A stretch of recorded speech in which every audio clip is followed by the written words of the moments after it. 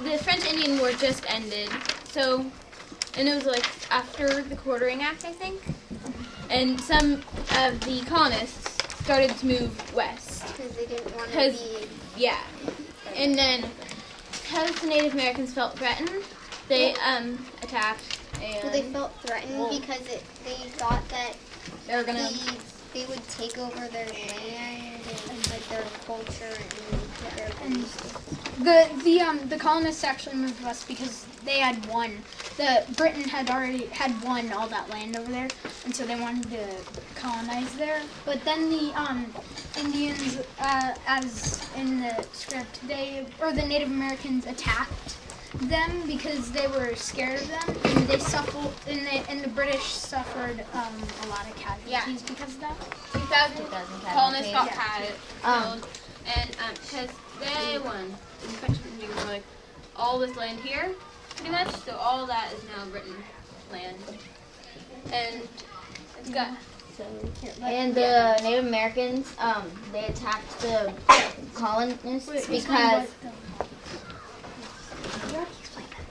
No, but they wanted to attack the colonists because they were afraid that they would take away their land and religion. Okay, and then King George, like you said, made a law and to sort of divide the land up, and so that way, if the Indian or the Native Americans came into the colonies side of the Apocalyptic Mountains, then they can be killed, and but if the colonists go to what's west of the Apocalyptic Mountains, they can also be arrested by King George for disobeying the law. But some people still do that. And yeah.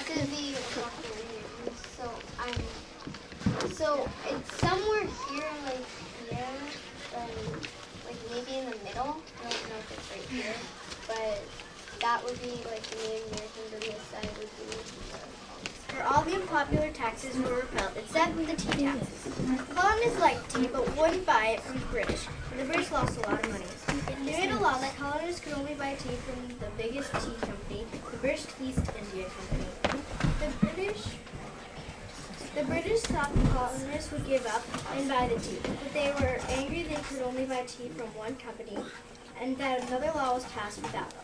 Colonists started protesting, and by result, on December 16, 1773, men dressed as Indians and dropped 90,000 pounds of tea into the ocean.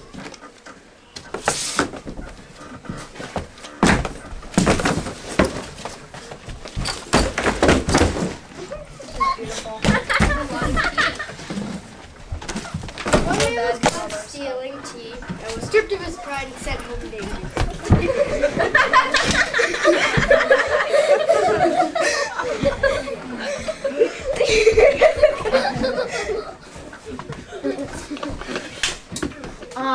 What we just did was the Boston Tea Party, and this was the time where the law was passed that the colonists had to pay for almost every item that they used.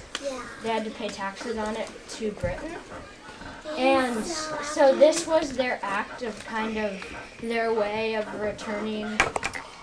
when they found out that they only could buy this one tea company, they were kind of like, well, why do we have to buy this? We never had any say in that we could buy it, that we would only use this. They never didn't even get consulted them. Why can't we just Buy a tea from India. They had what was called the Boston Tea Party.